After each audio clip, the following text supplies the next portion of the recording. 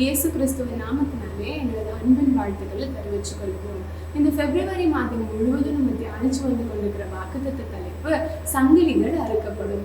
நம்ம வாழ்க்கையில இருக்கிற எல்லா செயின்ஸும் will be cut off அப்படின்னு சொல்லி தேவன் வாக்கு பண்ணியிருக்காரு இல்லையா?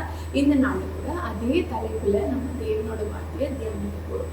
இப்போ இந்த காரியத்தை குறித்து நான் யோசித்து கொண்டிருக்கும் பொழுது கர்த்தர் என்னிடத்துல வெளிப்படுத்தின ஒரு காரியம், நான் ஒரு தரிசனத்தை பார்த்தேன். அந்த தரிசனம் எப்படி இருந்துச்சு அப்படின்னா, ஒரு டார்க்கா ஒரு இருட்டான இடம், அதுல ஒருத்தவங்க இருக்காங்க. அவங்கள வந்து ஒரு சங்கிலியால ஒரு செயின் இப்படி இருக்கு, அவங்க இங்கே உட்காந்துட்டு இருக்காங்க. ஸோ அவங்களால என்ன நடக்குது அப்படின்னா, எந்திரிக்கிறாங்க, அவங்க போகணும்னு நினைக்கிறாங்க. ஒரு குட்டி இவ்வளோ இடத்துல தான் அவங்களால போக முடியுது, திருப்பி அவங்க வந்துடுறாங்க. ஏன்னா அந்த சங்கிலி அவங்க திருப்பி இழுக்குது. மறுபடியும் அவங்க ட்ரை பண்றாங்க, வெறும் இவ்வளோ தூரம் தான் போக முடியுது, திரும்பி அந்த சங்கிலியோட சர்க்கம்ஃபரன்ஸ் வரைக்கும் தான் அவங்களால மூவ் பண்ண முடியுது, மற்றபடி அவங்களால ஃப்ரீயா மூவ் பண்ண முடியல. இந்த காரியம் தான் நான் இந்த டைட்டிலை குறித்து யோசிக்கும் பொழுது என்னை ரொம்ப டிஸ்டர்ப் பண்ண காரியம். அதையே நான் யோசிக்கும் பொழுது என்னன்னா, இப்போ இந்த கான்டெக்ட்ல நம்ம பார்த்தோம் அப்படின்னா, சங்கிலிகள் அறுக்கப்படும். சங்கிலி எது உங்களை கட்டி வச்சிருக்கு, நீங்க ட்ரை பண்றீங்க, அதுல இருந்து வெளியே வரணும்னு நினைக்கிறீங்க. ஆனா உங்க சுய பலத்தால நீங்க ட்ரை பண்ணும்போது ஒரு 4 அடி தான் உங்களால போக முடியும், திருப்பி நீங்க அதுக்குள்ள வந்துருவீங்க. இது எந்த அடிமைத்தனமா இருக்கலாம், இல்லை உங்க வாழ்க்கையில என்ன காரியம்னு நீங்க யோசிங்க. கர்த்தர் உங்களுக்கு நினைப்பூட்டுவாருன்னு நான் விசுவாசிக்கிறேன். அந்த காரியத்துல இருந்து நம்ம விடுதலை ஆகணும் அப்படின்னா அதுக்கு ஒரே ஒரு சொல்யூஷன் தாங்க இருக்கு. அது என்ன அப்படின்னா, குமாரன் விடுதலை ஆக்குனா அது மெய்யான விடுதலை, அது பூரணமான விடுதலை. அப்போ who the son sets free is free indeed. இந்த நாள்ல கூட இயேசு கிறிஸ்து குமாரனா இருக்கிற தேவகுமாரனா இருக்கிற இயேசு கிறிஸ்து நம்மளை விடுதலை ஆக்கும் பொழுது இந்த செயின்ல இருந்து, அந்த செயினோட அடிமைத்தனத்துல இருந்து, இத்தனை நாள் அந்த செயின் நம்மளை ஃப்ரீயா மூவ் பண்ண முடியல, நம்ம நினைச்சதை செய்ய முடியல, நம்மள சந்தோஷமான காரியங்களை செய்ய முடியாத இடத்துல இருந்து நம்ம நிச்சயமா விடுதலை பெறுவோம். இந்த கான்டெக்ட்ல நான் 3 காரியங்களை உங்களுக்கு கொண்டு வந்திருக்கிறேன். வேதத்துல இருந்து இந்த மாதிரி கட்டுண்டவர்கள் அவங்களால நினைச்சது செய்ய முடியாது, ஆனா அவங்க விடுதலையாகி ஃப்ரீயா அவங்க காரியங்களை செய்தாங்க. அந்த மாதிரி இருக்க 3 பேர். முதலாவது ஈசாக்கு, இரண்டாவது ஷாத்ராக் மேஷாக் அபேத்நேகோ, மூன்றாவது லாசரஸ். இந்த 3 கேரக்டர்ஸுமே நம்மளுக்கு நல்லா தெரிஞ்ச வேத பேசேஜ் தான். ஆனா இந்த 3த்துலயும் காமனா ஒரு விஷயம் இருக்கு, நான் உங்களுக்கு காட்டுறேன் வாங்களேன். முதலாவது ஈசாக்கை பத்தி நமக்கு நல்லா தெரியும். ஆபிரகாம் ஈசாக்க பலியிட போறாரு இல்லையா? அந்த பலியிட போகும்போது ஈசாக்கு அவர் என்ன பண்றாரு, அவர் வந்து பலியிடுறதுக்கு எல்லாத்தையும் ரெடி பண்ணிட்டு ஈசாக்க என்ன பண்றாரு, கட்டி வைக்கிறாரு. ஆதியாகமம் 22வது அதிகாரம் 9வது வசனத்துல பாத்தீங்க அப்படின்னா, கட்டைகளை அடுக்கி தன் குமாரனாகிய ஈசாக்கை கட்டி அந்த பலிபீடத்தில் அடுக்கிய கட்டைகளின் மேல் அவனை கிடத்தினான். இப்ப ஈசாக்க கட்டிட்டாங்க. ஈசாக்கால இப்ப மூவ் பண்ண முடியுமா? அவன் கட்டுண்டவனா இருக்கான், அவனால ஃப்ரீயா மூவ் பண்ண முடியாது. அடுத்த காரியம், அவன் ரிட்டாலியேட் பண்ணானோ, இல்ல அவன் இறங்கிட்டான், இல்ல அடம் பண்ணான் அப்படின்னு தான் வேதம் நமக்கு ரெக்கார்டே பண்ணல. தன் தந்தை அவனை கட்டி கடத்தின உடனே அவன் கிடத்தினவனாய் இருந்தான். அப்போ எது அவனோட கட்டுல இருந்து அவனை விடுவிச்சுச்சு அப்படின்னு நம்ம பார்க்கலாமா? வாங்க. 10வது வசனம் சொல்லுது, அதே அதிகாரத்துல ஆபிரகாம் என்ன பண்றான், தன்னோட பிள்ளைய வெட்டும்படி தன் கையை நீட்டி கத்திய எடுக்கிறான். உடனே ஒரு வாய்ஸ். 12வது வசனம் வாங்க. அப்பொழுது அவர், பிள்ளையாண்டான் மேல் உன் கையை போடாதே. யார் சொன்னா அப்படின்னு நீங்க பாத்தீங்கன்னா, கர்த்தருடைய தூதனானவன் அப்படின்னு வசனம் சொல்லுது. சோ கர்த்தருடைய தூதனானவன் வந்து சொல்றான்னா, பிள்ளையாண்டான் மீது கை போடாத அப்படின்னு. அப்ப இந்த வேலையில ஈசாக்க காப்பாத்தினது யாரு? ஈசாக்கு வந்து அவன் பவுண்ட் ஆனதை அன்பவுண்ட் பண்ணது கர்த்தர் அனுப்பின தூதனோட சத்தம். அது வந்து அவனை அந்த நாள்ல அவனுக்கு மரணம், அதுக்குதான் ஆபிரகாம் கொண்டு வந்திருக்காரு இல்லையா, பலியிட்டு இருக்கணும். ஆனா அவனுக்கு ஜீவன் கிடைச்சிச்சு. சாதாரண ஜீவன் இல்லைங்க. ஈசாக்கு மேல இருக்க அபிஷேகம் என்ன அபிஷேகம் தெரியுமா? வாங்கல. ஆதியாகமம் 26வது அதிகாரம் 12-13 சொல்றேன் பாருங்க. ஈசாக்கு அந்த தேசத்திலே பஞ்ச காலத்துல சரியா விதை விதைத்தான். கர்த்தர் அவனை ஆசீர்வதித்ததினால் அந்த வருஷத்தில் 100 மடங்கு பலன் அடைந்தான்.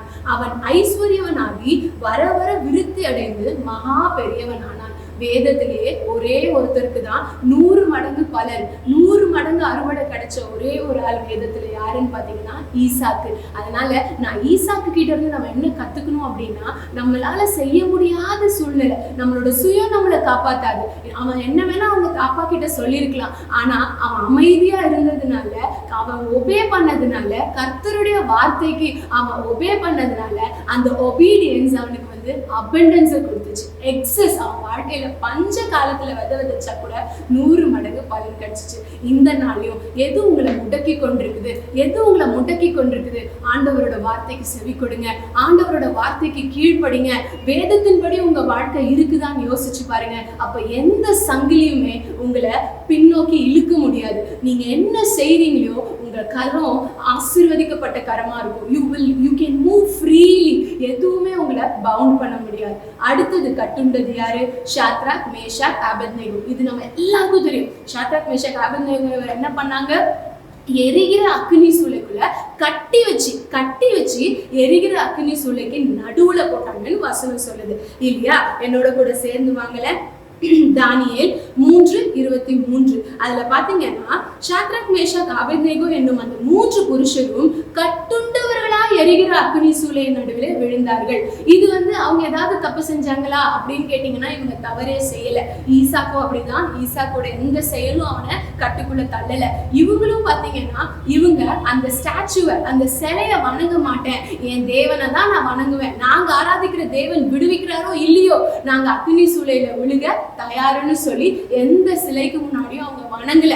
அப்படிப்பட்டவங்களை தான் அவங்க கட்டி அக்னி சூளையை 7 மடங்கு ஹீட் ஆக்கி உள்ள போடுறாங்க. ஆனா நடந்தது என்ன? அவங்க கட்டு எப்படி முறிஞ்சு போச்சு தெரியுமா?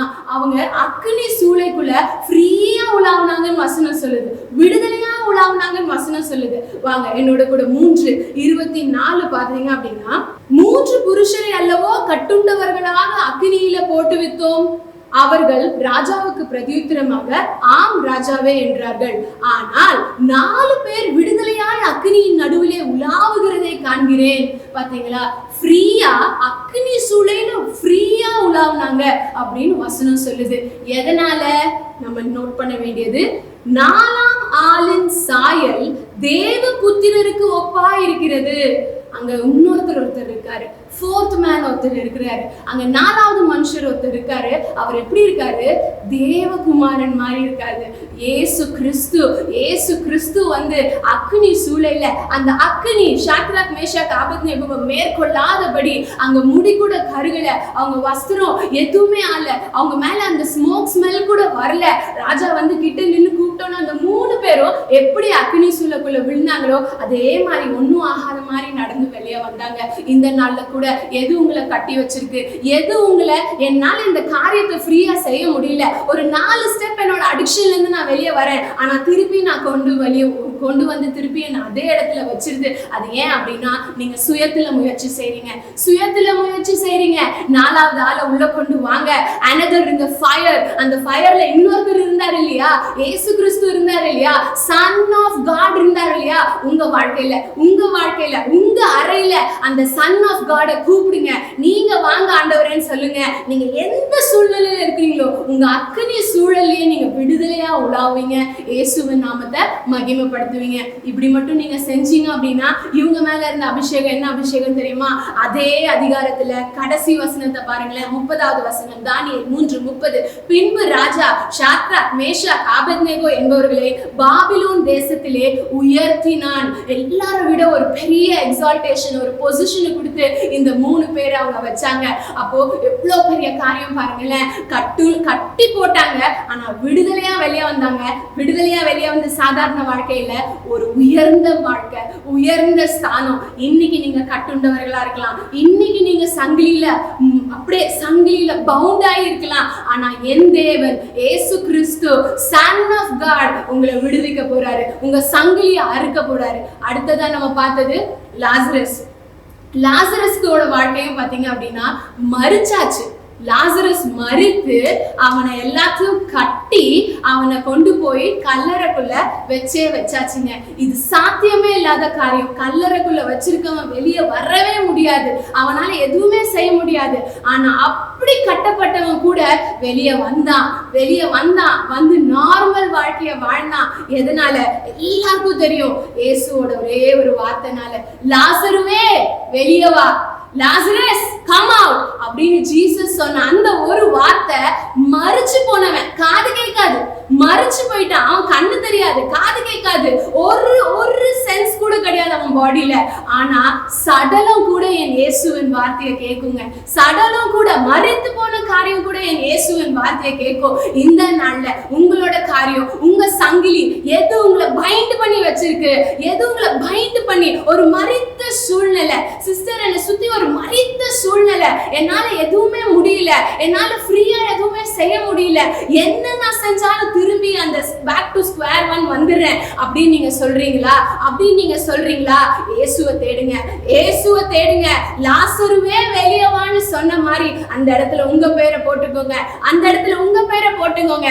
இயேசு மட்டும் உங்களை பார்த்து வெளியே வா, உங்க பேரை சொல்லி வெளியே வான்னு சொன்னா போதும். அந்த சங்கிலி எல்லாம் தெரிச்சு, அந்த சங்கிலி எல்லாம் அறுபட்டு நீங்க ஃப்ரீயா, நான் சொன்னது போல குமாரன் விடுதலையாக்குனா மெய்யான விடுதலை உங்க வாழ்க்கையில, சங்கிலிகள் அறுக்கப்பட்டு மெய்யான விடுதலை நீங்க காண்பீங்க. இந்த சத்தியம் உங்களுக்கு பிரயோஜனமா இருந்திருக்கும் நான் விசுவாசிக்கிறேன். தேவன் காமிச்ச அந்த தரிசனத்தை நம்ம ரெபியூக் பண்ணி இந்த வேலையில ஜெபம் பண்ண போறோம். கர்த்தர் இந்த 3 காரியம், ஒபீடியன்ஸ், உங்க வாழ்க்கையில கீழ்ப்படிதலை வைத்துக் கொள்ளுங்க. Follow Jesus, Shadrach Meshach Abednego மாதிரி ஃபர்வெண்டா, உறுதியா இயேசுவின் காரியத்துல ஃபர்வெண்டா இருங்க. கர்த்தர் உங்க சங்கிலியை அறுப்பாரு.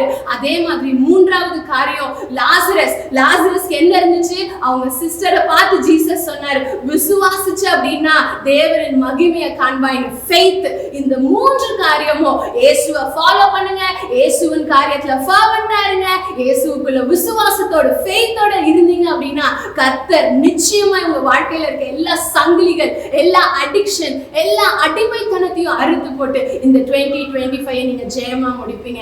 நன்றி இயேசுவே, நன்றி ராஜா. இந்த நாளையும் கூட சுவாமி ஆண்டவரே, இயேசுவின் நாமத்துல மக்களை நகர்ந்து போக முடியாதபடி, முன்னேற முடியாதபடி, எத்தனை அடி எடுத்து வச்சாலும் திரும்பி அவங்களை இழுக்கிற அந்த சங்கிலிய இயேசுவின் நாமத்துல இந்த வேலையில நாங்க சுட்டரிக்கிறோம் ராஜா. இயேசுவின் நாமத்துல நாங்க சுட்டரிக்கிறோம் ஆண்டவரே. பரலோக அக்கினியை போட்டு நாங்க அந்த சங்கிலிய சுட்டரிக்கிறோம் இயேசுவின் நாமத்துல ராஜா. குமாரன் விடுதலையாக்குனா அது மெய்யான விடுதலை, அது மெய்யான விடுதலை, அது மெய்யான விடுதலை. இந்த நாள்ல இதை கேட்டுக்கொண்டிருக்கிற ஒருத்தர் வாழ்க்கையிலும் மெய்யான விடுதலையை இயேசு கிறிஸ்து தர வேண்டுமா கெஞ்சி கேட்கிறோம் சுவாமி. மக்கள் ஃப்ரீயா ஆண்டவரே சந்தோஷமான வாழ்க்கையை அவங்க வாழட்டும் ராஜா. அவங்க இனி பின்னோக்கி போக கூடாது சுவாமி. வாழ்க்கையில ப்ராக்ரஸ், முன்னேற்றத்தை இயேசுவின் நாமத்துல நான் கட்டளை கொடுக்கிறேன் ராஜா. தொடர்ந்து கூட இருங்க, வழி நடத்துங்க இயேசுவின் நாமத்தில் பிதாவே, ஆமென். God bless you.